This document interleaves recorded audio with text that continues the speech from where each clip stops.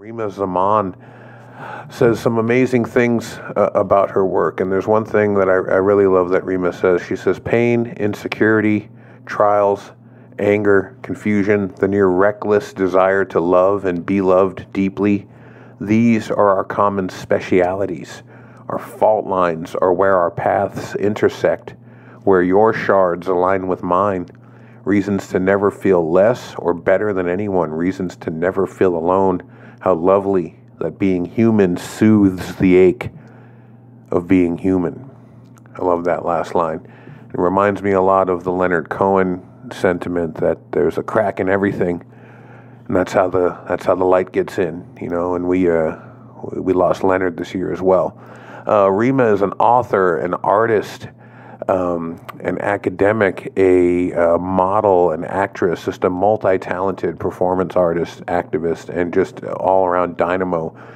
We were introduced to Rima, as I said, through Dami when Rima came and read at the Burnt Tongue series recently here in Portland, Oregon, and did a performance art piece from a chapter of her forthcoming book, her memoir, I Am Yours.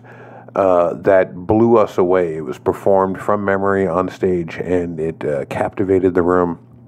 And we'll get into it in our conversation, so I won't say too much more about it here. But what a presence! What a force for life and love and transformation. And to get to sit with somebody with such an international awareness and an international pedigree, it's a rare thing.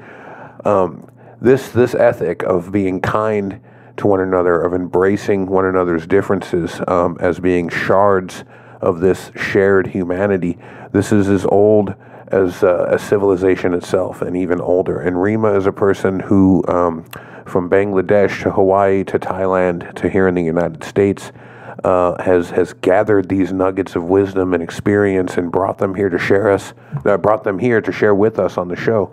And she's just fantastic work, relevant work. She's doing a lot of really great activism that combines spoken word and drama, parts of her book, parts of her theater background, with a sort of engaged, interactive component with young women and young people to talk about their ownership of their own bodies and how to navigate a culture that sometimes seeks to devour rather than empower young women and girls. So we just couldn't have been happier to have her on the program to finish the year with her. These last couple episodes for the year, I think you're really going to enjoy, folks. We put our hearts into them, and just couldn't be more pleased with the results.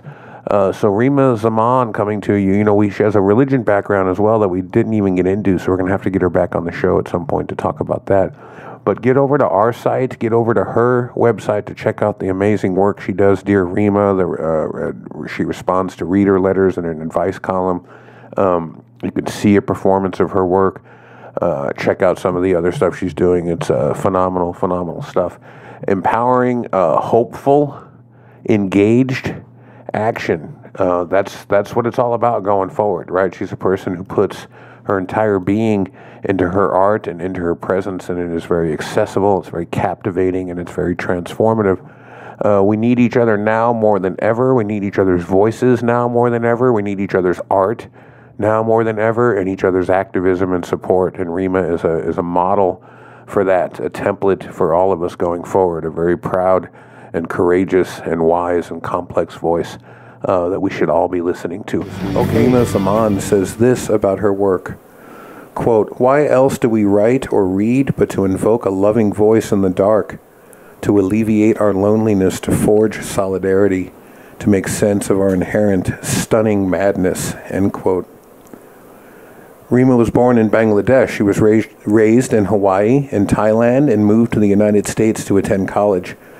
She has a BA in Women's Studies, a BA in Theater, and a minor in Religion. I can't wait to ask her about that.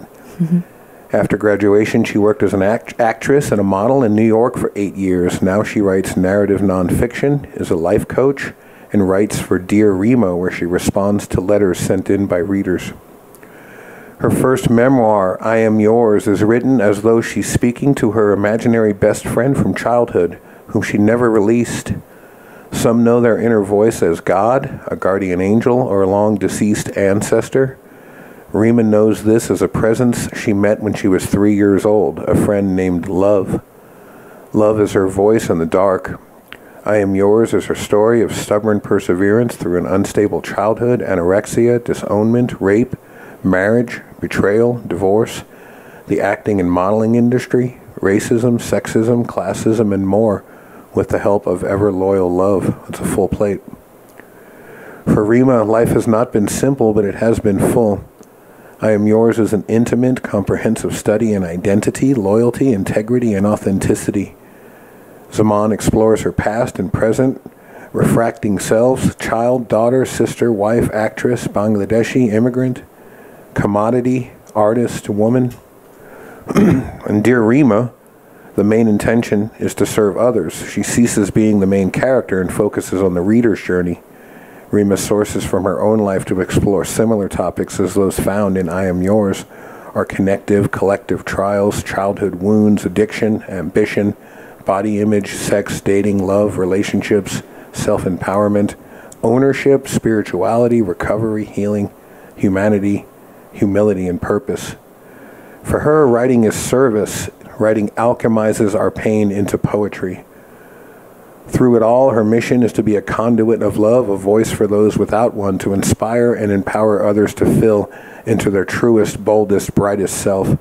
Rima believes that we are one story and that we are truly and that all we truly need we hold within. Rima Zaman, welcome to the show. Thank you, Andrew. So excited to have you here.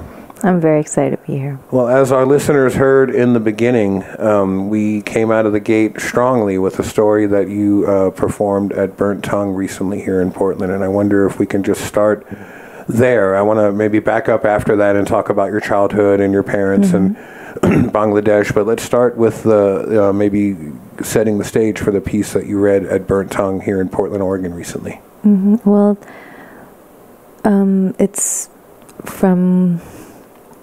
it's lifted from my book. It's the 23rd section. So the book goes year by year from infancy all the way to 31, and that is year 23. And in each year of my life, the book is made so I choose a pivotal turning point from each year of my life, or numerous ones from one year, depending if that year was particularly full. And so that's the 23rd year. That was a really big event that, like I said, the experience, although it was brutal and cruel and a violation, I'm a person that really believes that ultimately we each hold so much agency over, not over the things that happen to us, but we have agency over how we react to them. And that experience is particularly really confirmed for me my resilience. Because we have so much agency at any given point, we have the choice to assign our experiences a reason that can be empowering or disempowering. And I chose that one to be a moment of empowerment, which is how I look at life. And art is just a manifestation of that. It's like it helps you readdress your life and reconfirm it in a way that's empowering for yourself. I should correct myself. I said the piece that you read at Burnt Tongue. For the listeners that weren't there, you performed this piece. I did. Quite shockingly and captivatingly, if that's a word, in front of I think a pretty stunned audience. And to welcome us, a lot of folks there hadn't met you and weren't familiar with your art, and so to sort of introduce yourself to the literary community by not only performing a piece like that, but one that's so vulnerable and so raw. Thank you for doing that, and my goodness, what a way to introduce yourself to Portland. I think folks that left that evening won't soon forget that experience. Thank you so much. I really appreciate that.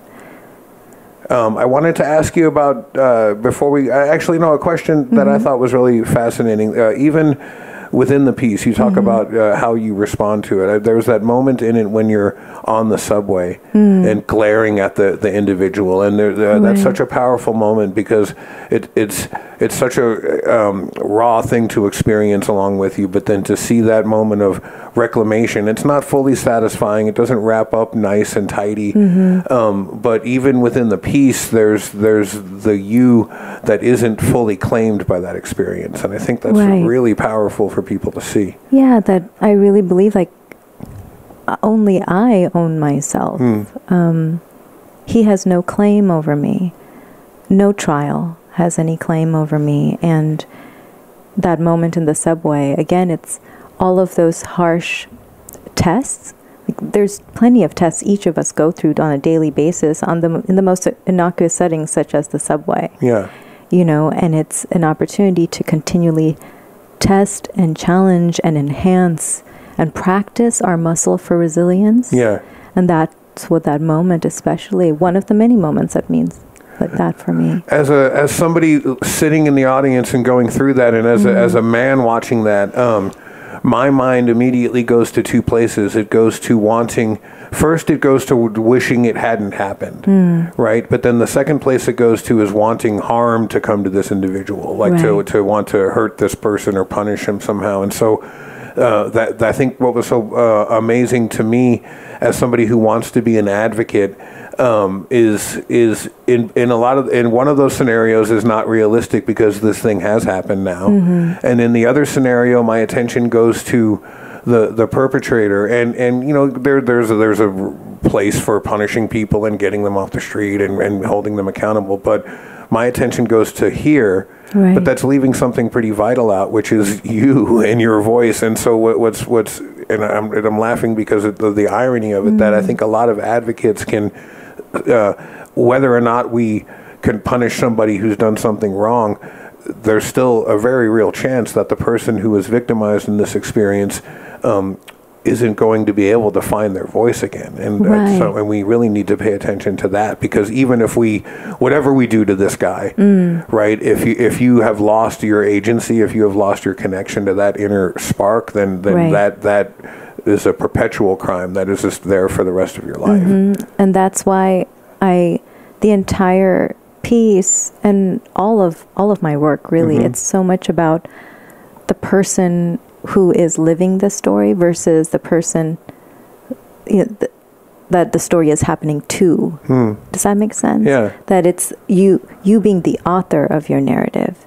And so you get to determine your voice. You get to determine what the things around you, what meaning they hold, so that your voice is never surrendered and it's never silenced. And you have so much say over how you want to walk through your life. And that's why that section, that entire piece, has nothing to do with, we don't even talk about if he ever has retribution, like if he's ever been punished. It's like, that is almost, of course, that's what happens in his life is important on a social level, on his personal level, but it's for me, it's much more important. The work I can do is giving each listener or reader, human being, the encouragement to know that your story is so vital. The way you survive this, the way you thrive using it and despite it, is very important to me. You before we started recording, we were talking about maybe you bringing a program that you've worked on to the college where I teach, and we're going to definitely work on that. But I wonder if you can maybe tell our listeners a little bit about that, and because this performance that opened our program today is included in this program. So what is that, and why are you doing that? So it's a talk. Well, it's a performance piece. It's a program. I'm trying to figure out the vocabulary for the things that I'm doing, because I know it's an amalgamation of different things. That's that cool. I'm It's a good space to be in. Thank you. Yeah. And it's called You Are the Voice. And the first 20 minutes is this performance piece you just heard. And then the next 20 minutes, it's about activism and empowerment. So it's 3 sections. Awareness. So here's the story.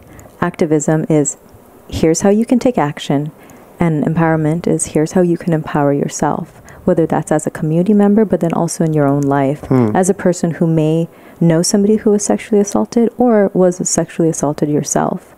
And I'm specifically, again, going through, touching on the point that you made, which is I always end it on the self-authorship, self-leadership, self-agency. That is the note that we need to end on and need to stress, perhaps more than anything.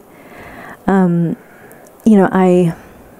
the entire thing is about resilience. The entire thing is about how resilience really is the muscle group that if we practice it and cultivate it, especially in our young girls who are privy to a unique volume and frequency of brutality, perhaps more than any other demographic. That's just the way life is. Life is lifelike and brutal to especially that demographic. And if we spend more time cultivating resilience in our girls and in our own selves, that is the ultimate strategy for self-defense that will allow you to walk through any fire. It's very important to learn physical self-defense tactics, but you may be overpowered physically to ever use them, or even if you did use them, the PTSD from something horrific like that will resonate. What gets you through it is, again, if you can source from within, to be your own, whether it's your own leader who leads you through this fire.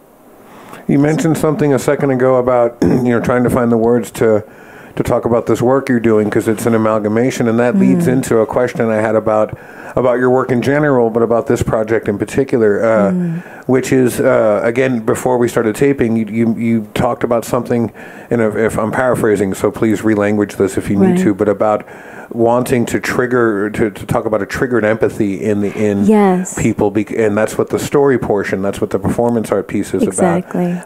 And you were saying how a lot of well-meaning activists, and you weren't in any way bashing people who've devoted themselves to activism, you were saying a lot of people who've given their whole hearts to doing this work will present the numbers. They'll write a piece or present something that says, look, 1 in 3 girls experiences this in the world. And you would think hearing that would be enough to tell everybody, oh my God, we have to act on this. But for some reason, hearing 1 in 3, which is probably even still underreported, experiences this doesn't, in many cases, trigger people's empathic awareness as much as being put into a kind of first-person sort of, or third-person witnessing of something happening. So if you can maybe speak to that a little bit and the importance of that. And I'm also, I guess a second part to that is, this is what I do, I ask 9 questions, but then you get to talk. I would love it. Totally great. The second part of that is, do you think your theater and religion background has something to do with this? Because the theater part for sure, but even as somebody who studied religion, this kind of ritualized experience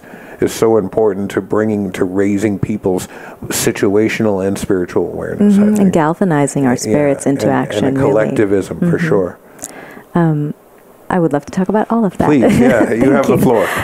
So let's start with the empathy part. Well, and so what I was saying before we started recording was, all activists have incredible hearts and incredible passion. It's just, and the audiences we're speaking to, it's not that society is heartless. It's that the message is it's not being conveyed effectively enough to spark action. And so my lifelong fascination has always been, ever since I was a little child, I would always look at patterns and results. I love math and I love psychology and reading about what is it that really provides active triggers and how does that happen? How do I trace that connection? And then how do I, as an activist, create material that not just enlivens or inspires the spirit, but activates the human being into action, into following through in a massive way. So I believe story is probably the paramount way that really activates a heart. A seemingly cold, even the coldest audience can feel something for someone if they're speaking. And that's why all of my writing, all of my performance pieces are done in the first person and in the present tense, because it engages the listener or the reader or the viewer in this immediacy, in this urgency, and it ignites authentic intimacy. I speak from inside the mouth of a memory. And you know how in writing there's the adage, show, don't tell. I maybe, because I'm an actress, I take it one step forward. Feel, don't show or tell. What can I do to get you to feel the feelings I'm feeling? And that's why, hopefully while you were watching that or listening to this 20-minute piece, you can hear the tremor in my voice. You can feel the helplessness. You can feel the minute-to-minute minutia that goes into being raped, what it feels like, that the thoughts that are going through your head, the panic, heart, all of that, and ultimately the helplessness. And even, it's interesting, the performance and the audience is a metaphor in itself, because here's a girl going through something alone while a passive audience looks and listens on, which is where the majority of culture is. Yeah. We know of all these statistics. Like you said, there are so many statistics. We've all memorized them. We've all read those articles, and we've listened to those, broadcasts on the news, and we glaze over. Why is that? Our heart hasn't been activated. When do people really rise to action? Is usually when something in their personal life has happened, and then they start looking into cancer research because a loved one has been diagnosed with cancer. Then they start raising funds, or they start speaking out against sexual violence because it has happened to them or someone in their lives. When the love button is triggered, that's when we rise. Otherwise, we can feel sympathy for the statistic, but the statistic is not yet a person for us. One of the things that's really interesting... Oh, I'm sorry, finish. No, yeah. And that's why the story element is huge, because you cannot help but feel for that girl.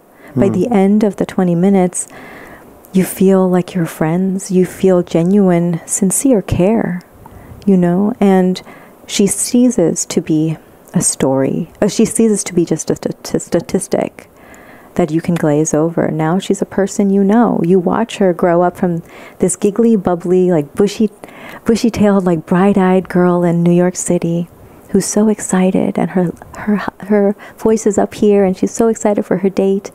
And through the 20 minutes, you see the arc of her stepping into her womanhood, stepping into her strength. And you go on that journey with her, and you get to know her in this very intimate, powerful, and unforgettable way. Because to have been in the room and with you and when you perform that piece was incredibly powerful. I think producer Celeste is shaking her head and rolling her eyes and throwing herself on the floor. But it was an incredibly powerful moment. There's something so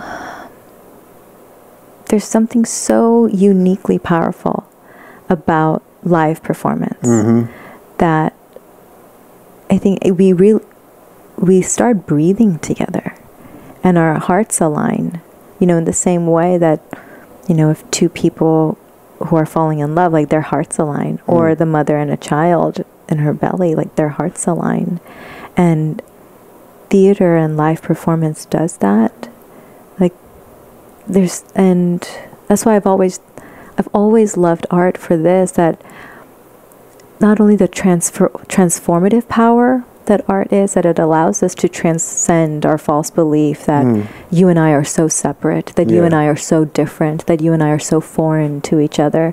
Not only does it allow us to transcend that, but it allows us to transform foreignness into intimacy or kinship. It allows us to transform distance into closeness. And it allows us a transference of emotion. You get to feel my pain land almost physically. It feels viscerally. You feel it land onto your skin and kind of cook up this response that, again, as advocates, that's what we can use to get people up and following through. It's a transference of energy. I mean, the internet gives me the ability to talk to anybody on the planet instantaneously, so much so that it's possible for me to talk to never actually be in the presence of another human you know what I mean, on a regular basis. And so it's really an ironic time where we have so much connectivity and so much isolation from one another at the same time. And your work makes me think about that, right? It makes me think about how we need to start bridging those gaps to one another, because people are on these little sort of islands crying out. And we've seen the results of that. Yeah. I mean, we are now in this time of huge accessibility to each other's private lives. Yeah. But how much connection do we really have with each other? And that's, I think, that's the paradox. That's the seemingly strange, that's the strange dichotomy we have, that we are so accessible. All of your information is online for me to look up, right? Right. But how little will I still know of you? Like, how much will I really know of you? And and it's something I think about so often, especially as a writer who's also an actress, and that's why I'm so excited about being in this moment where now I am taking the work out to the public and sharing it with our community, our immediate community, and then hitting the road with it. That's what I want to do, is because otherwise I'm just speaking into a vacuum.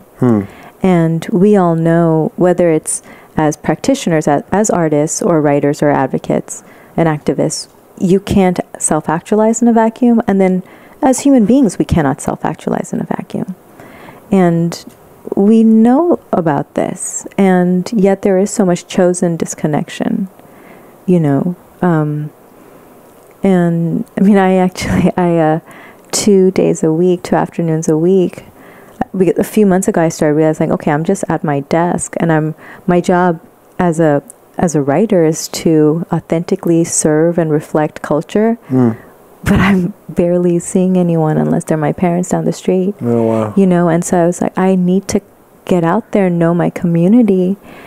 And I have been cashiering at Whole Foods twice a week because it's one of those jobs where I am just I just hold space for people. And I meet about 300 people every shift. Wow. Every 6-hour shift, I meet about 300 people, and they all tell me their stories. You get to have these little 3 to 5 minute interactions with them. Yeah. Because every person I ask, what's been a highlight of your day? Oh, wow. And because in my personal life, I'll ask people what's something exciting or grateful in your life right now, like that you're grateful about. Yeah. And then you really get to know someone instead of asking, well, what do you do? Right? Right, yeah. So as a cashier, I ask people, like, what's been a highlight? And which is really a class question. Yeah, what do you do? It really is. Yeah, it's a weird thing. It puts people under a lot of pressure. Yeah. And there's something about to come up with something that sounds acceptable. Exactly. And impressive versus connective. Yeah. There's such a huge difference between what's impressive and what's connective. I don't care what's going to impress me. I want to know, how are we supposed to connect, and how can I serve you? And so I did that job, and so that's in my present life. But I remember when I was 21, this urgent need for human-to-human connection was, I'd grown up knowing, I'd been around so many examples and evidence of how without connection and without contact, the human spirit and the human body and the human brain will atrophy. But at 21, I really came into an example that was probably the most exaggerated and painful example. I was working at an orphanage in Thailand. So this was while I was in college, right? And I would go back for the summers in Thailand, and I was working at, it's called the Klong Toi, it's called Ban Phung Pha. Okay. And it's an orphanage for children with mental or physical disabilities. Yeah. And I was assigned to the infant and toddler wing, and most of the kids, they had cerebral palsy. And my favorite little angel, his name, I called him Little Star. And he had the softest skin in the world because he hadn't had very much friction with human life yet. In every single way you can take that sentence. And he was so happy all day long. And most of the kids in the orphanage were incredibly happy and self-reliant, because two things you wouldn't describe most Americans. No, or most toddlers, right? Exactly. Most Americans. And, well, it's because they had already lived, even at the age of 1, 2, 3, or 4, they had already had enough experiences to confirm for them that just because you cry, somebody isn't going to show up.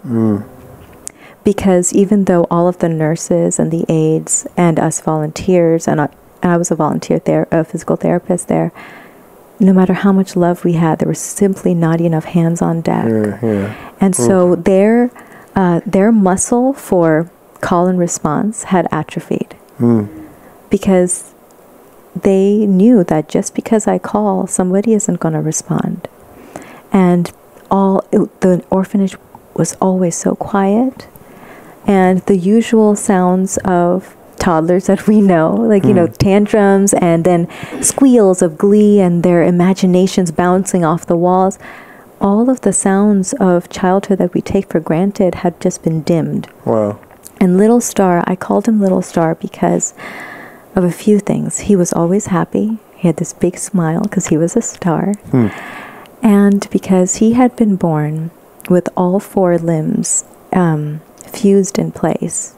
His elbows and his shoulder blades, his shoulders, his elbows, and his knees, they were all at right angles, if you can imagine that.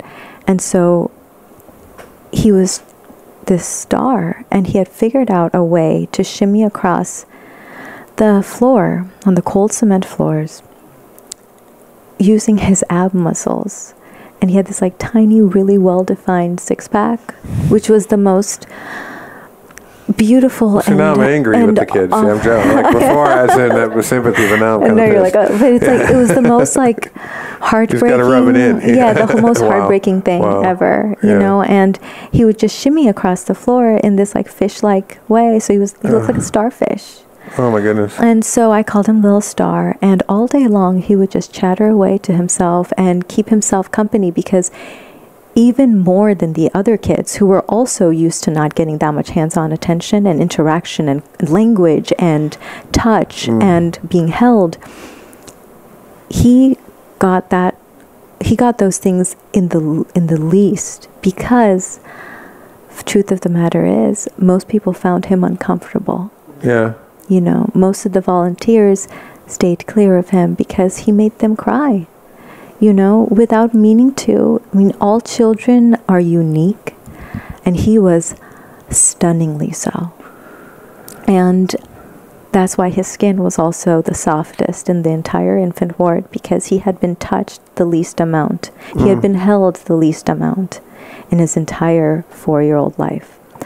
And here was the most delicate and tender and painful example of what happens when a human being is just not given enough interaction to develop. And we know the statistics of what happens to children in orphanages when they don't develop, you know, mentally, emotionally, socially, intellectually, because they don't have the enough human contact resources. They don't have language. How do you and I even gain a personality? How do we cultivate personalities through call and response? You say something that makes me laugh, so all of a sudden now I know what humor is. Right.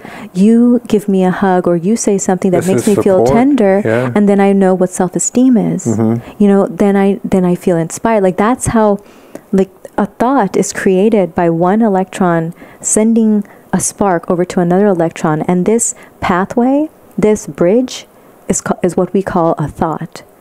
He literally did not have as many opportunities as you and I have been so fortunate to have, to create those thoughts, to synthesize those thoughts. So I don't know if he was happy. I know he was cheerful. I know he was chipper, but was he curious? You know, he never had a temper tantrum. He had nothing to get, he had no thing to have friction against, you know, emotionally and physically. And also, he only knew 4 words. He knew 4 phrases. He knew ahan, which means food, nam, which means water, sawadikap, which means hello, and so kapkunkap, which means thank you. His entire life had whittled down to those 4 phrases. Wow. Because of lack of interaction. And so, yes, so that's my long-winded response to, where we are as a human race in this age of disconnection.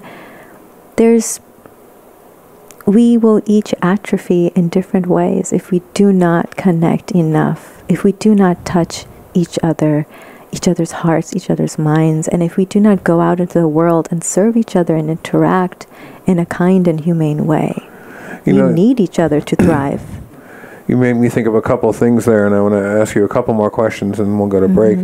There's that famous World War II study they did on the children in England that were sent up out of London during the bombings, during the German bombings, and these babies started dying, and they couldn't figure out why, because nothing was wrong with them, but they were dying for lack of human contact. It's the only thing that was wrong with them, and they realized that the babies just stopped living for lack of connection. Yeah, right? And that's a profound thing to think about. You made me, when you were talking about being the cashier and asking people about something, a high point of their day.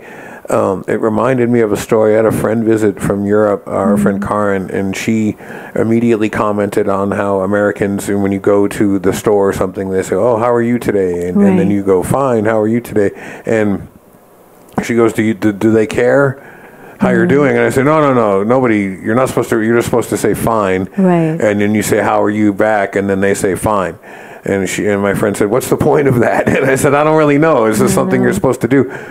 For God's sake, don't actually ever tell anybody how you're doing." Feeling, right. I know. Because that breaks all sorts of weird boundaries in the United States, right? And so, right. But a question that, tell me the high point of your day so far or something. Do you get people that are kind of thrown off for a minute and don't know how to take that? Because that's a more authentic question from a stranger than they might have ever had in their life as an American citizen. And I really mean that. We're encultured to not at all notice one another's suffering or one another's successes. We're supposed to sort of have this smiley, cordial distance with one another as we walk along in silence and isolated from one another. And in a way, we're the opposite of this wonderful child you told us about, because we are inundated with words and interactions and images and thousands of little things that trigger all of this neural pathways, but they're all very superficial and they all go by very fast. The ability to stop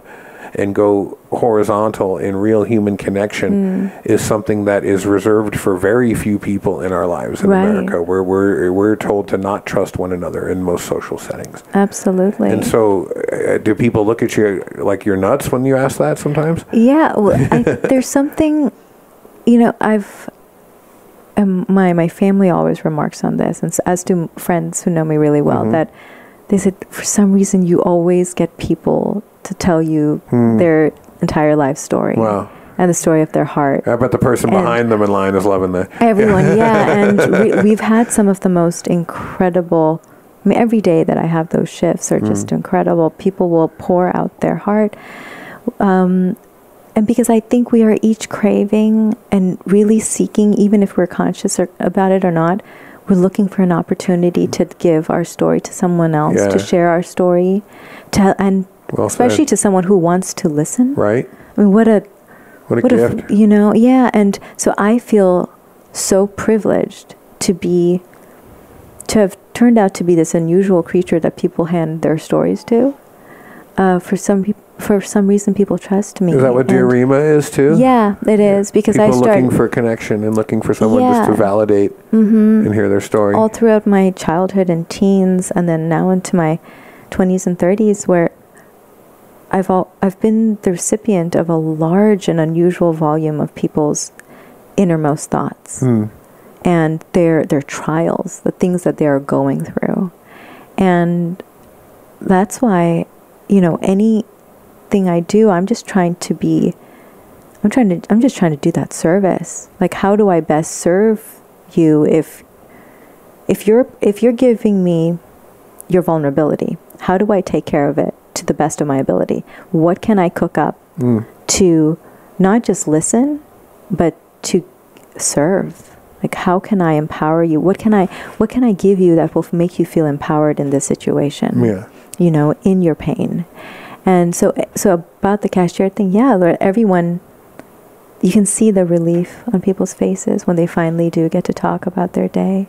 Because especially for single people or for young moms or for older moms, I'm the first person who has asked them. You know, and actually meant it. And actually meant it. Yeah, and for a lot of men, women, children, everyone. Yeah. Because a lot of men too, how often do they really open up and tell somebody what's been going on? And there's something about wearing an apron and standing behind a counter that I become this very safe person for them to pour their entire story to. You know, whether it's also in my tone and the personality I have, you can tell I'm not going to judge you. You're going to tell I just am asking for an opportunity to love on you a bit. But then there's also the anonymity. Yeah. They'll never have to see me again. Although now, like, everyone makes sure. A regular, people we have like a line. Like, my line is always. Yeah, the guy next to is like, hey, I'm open. You know, nah, we're good. Yeah, it's true, and like we're laughing, but and I have this memory where like I memorize everyone's names and their children's names and their dog's name and their parents' names. So I remember like, okay, so how is your mom doing? I know she went into hospice. What's the latest? Like, what's going on? Tell me if I can help. Like, so I always remember. And again, it's like, it's because I care. It's because I really feel I was born to do this, which is to help figure out as many ways I can love people. And you brought up Dear Rima. Yeah, I started that because I just wanted to formalize this. Yeah. You know, the trend that has happened throughout my life, that has been my education. You know, it's when somebody asks you for your insight that you really dig in and you're like, okay, how can I cook up something worthwhile to give them. You know? And so Dear Rima came out of it. It's a natural evolution of what it is I am and what it is I do. And it's the formalized version of it, where people write in about their deepest, darkest pains in their moment of deepest, darkest pain. Wow. Usually, you know, one of the letters is a woman who had been sexually assaulted 9 years ago and just had never been able to heal it. And so, yeah, it's not a casual response that I hit send on, you know. Each one it's like a chapter in a book. Yeah. And how long have you been doing that?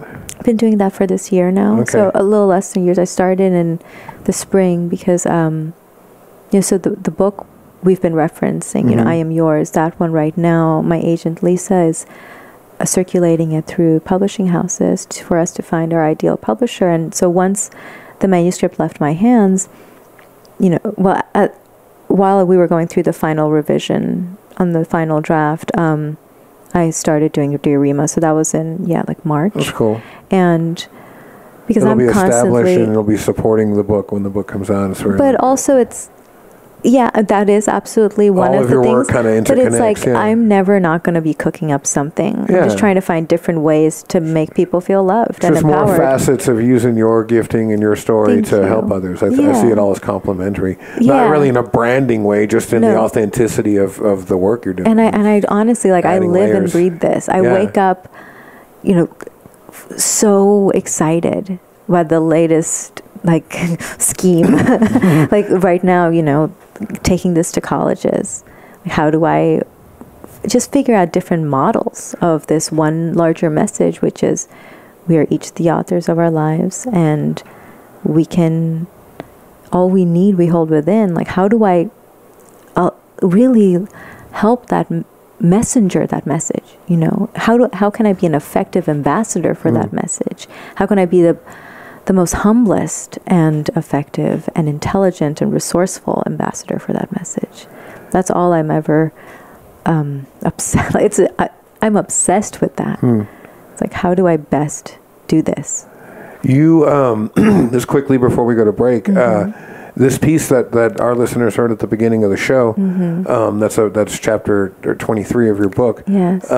You performed that for the first time? That was the first time that you saw. And like you said, like it was, it's not something to be read. It's, I memorized it and I had rehearsed it for weeks going up. And what was interesting was so many of the other pieces that were performed that night, that were read that night were, about the post-election, the election results, and were specifically written for that, or was speaking to that. But strangely enough, my piece, although I had chosen it months ago when Dami asked me to perform, it was so timely and timeless. It was so relevant. Hearing the pain and desperation and helplessness of a young brown immigrant girl who felt that here was something that happened to her and she had no social agency. She had no representation in society that was going to speak up for her. And I have been so grateful for those experiences in my life, because every time I have felt that nobody's going to be holding the torch for me, that's only, again, just told me, like, I just got to keep on doing that for myself. And that has informed who I am. And it has worked to my benefit because I've chosen for it to work in my benefit, to help me get stronger. But the piece was very timely because, again, it was it's timely and timeless. These are the voices that need to be heard. These are the stories that we, maybe now as a culture, because of the political climate, the necessity has become all the more pronounced. People have grown intolerant of pretending to ignore or ignoring voices of the marginalized. And those of us who are marginalized, we have grown absolutely intolerant. Like, there's no more, we're not going to mince words anymore, and we are all the more galvanized to speak directly and loudly and decisively. And our recent guest, Caleb Stevens, spoke in this very same voice. Yeah. I loved that episode. He is something else. He's something else. And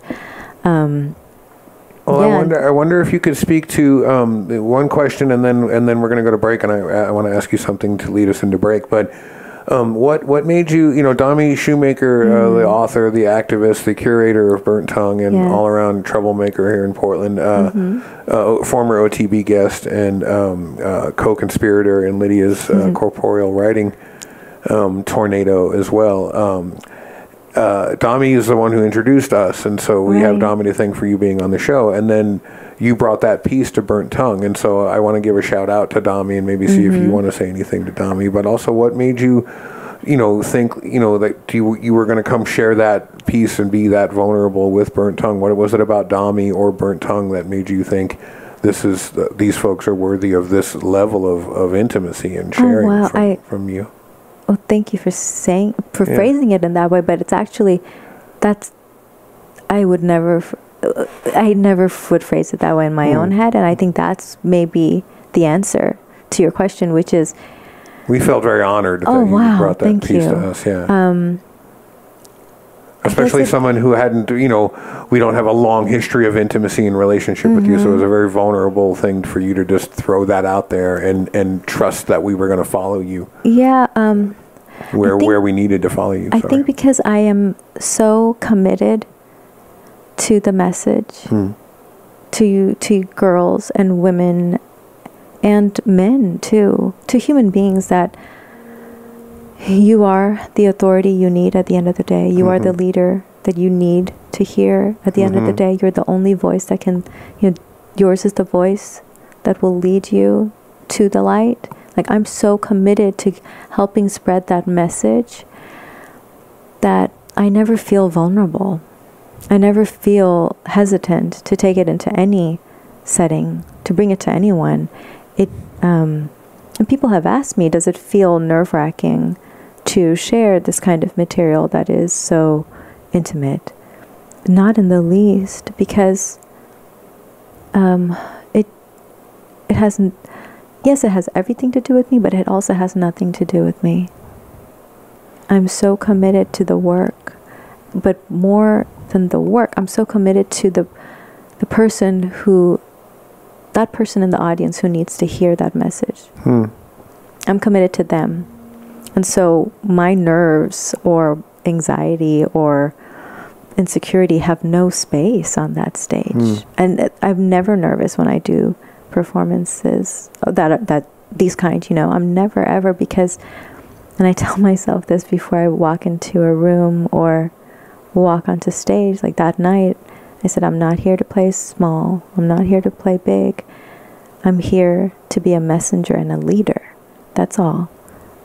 And it can sound arrogant, but it's coming from this deep place of service. And that's why I never feel vulnerable. It has very little to do with me. Yeah, I've heard you talk, and we're coming to the end of our time, but I've heard you talk about wanting to use your art as a force for others. And I wonder if you could just tell us a little bit about what you learned in your time as a model and an actress, and how that's influenced the work you do now, and what you took from it, and maybe some of the negative things you took from it as well. That you want to speak to in terms of the work you're doing about agency. Sure, absolutely. I mean, again, it was almost, you know, like you have to hit rock bottom to really then take action. And in a way, like those final years of acting and modeling where I felt, I had entered it thinking, okay, I'm going to be a voice for those without one, and acting is such a beautiful way to give life to stories that would otherwise go unheard. But then I was just parroting and reciting words assigned to me, you know? And my voice, my own voice was in the process totally silenced. And especially as a model, you know, at first it just became like, okay, I would tell myself, you know, it's a means to an end. Sure. But after a while, and I went through a marriage and a divorce in my mid-20s, and it was as if once my ex-husband and I separated, it's as if I turned a corner I couldn't reroute, and the things I had previously rationalized and tolerated, I no longer could. And so being an actress and a model for companies or products or for stories that I did not believe in felt intolerable. Like I just could not do it anymore. And I would, you know, one of my final modeling auditions, I remember just being sardined in this room with dozens and dozens and dozens of other young, docile, obedient, malleable, pretty faces. And we were all there to be expressionless and human hangers, human mannequins, right? And I remember looking at the sheer volume of us, the sheer number of us, and it was such proof that pretty girls are a dime a dozen. We are mass produced and mass consumed. And it was for a car commercial. You know, we were all vying to be the hot girl in front of the car. Because nothing proves fancy car than a hot girl in front of it, right? Because you're selling the lifestyle or the promise, right? Exactly. And I remember just thinking like, oh my gosh, and everyone was so impressionable, and you know, nobody knows of our unoriginality and our replaceability more than the pretty girl. We know that we are a dime a dozen. We know that in a few years we're going to be replaced, and that our time to sell is now. And that's why you could smell desperation in those rooms. Because the competitiveness and the fear of time is ticking, and versus like in the arts, you grow with age. Your work gets better. As a craftsperson, you grow better. But in things like modeling, you depreciate. You know, your value depreciates as soon as you go off the lot. Right? It's like, and you're just replaced. And of course, being in those, doing that as so many hours of my day, I was just, the pursuit and the maintenance and the monetization of physical beauty was all I did. And that bled into, and not just physical beauty, but about being pleasing and malleable for other people based on what they wanted me to be. And that invariably bled into the way I created romantic relationships.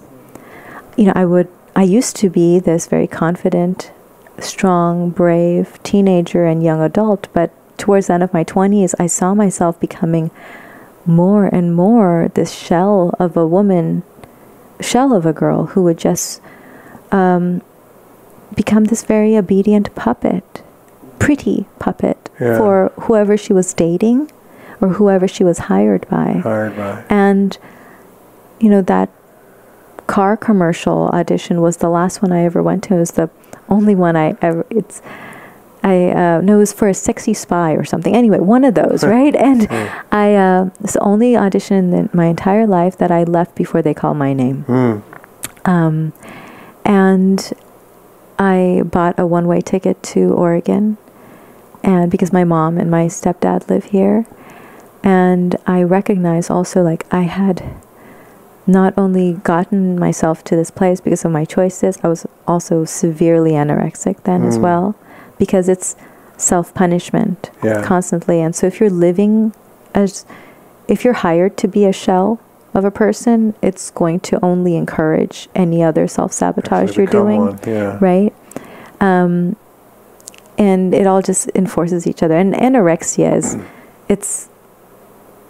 it's a byproduct. It's a natural side effect of being raised as a girl in this world. No kidding. And that's, there was a lot of, there was my present day thing that was happening, as a 29-year-old. And then I realized also I had all these wounds stacked up from my childhood and my teens that I'd never truly taken care of. So all of that together, I just needed to take stock of all of it and heal it and reclaim it.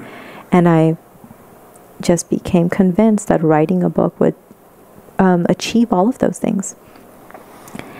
Amazing. Yeah, and thank you. And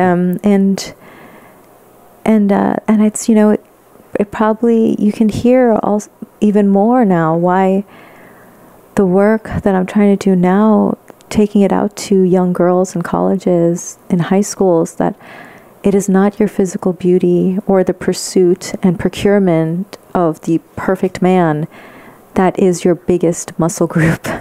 Your strongest muscle is your voice. It's your resilience.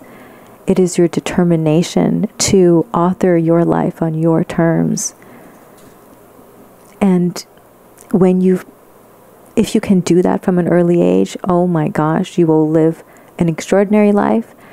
Or if you have to if you have to pause and start doing that in your late 20s or your 30s or whenever, you can still have an extraordinary life. What's important is that at some point you recognize what the true muscle is. And and to ask, like, what are we preoccupied with? And what should we replace those preoccupations with? What are the priorities I am shaping myself around? And what can I replace them with so that I'm not living as an unhealthy shell, but instead a fully cooked, fully realized person? Rima Zaman, thank you so much for being on the program. Thank you. Thank you for being an agent of light and of creativity and transformation. Thank you so much.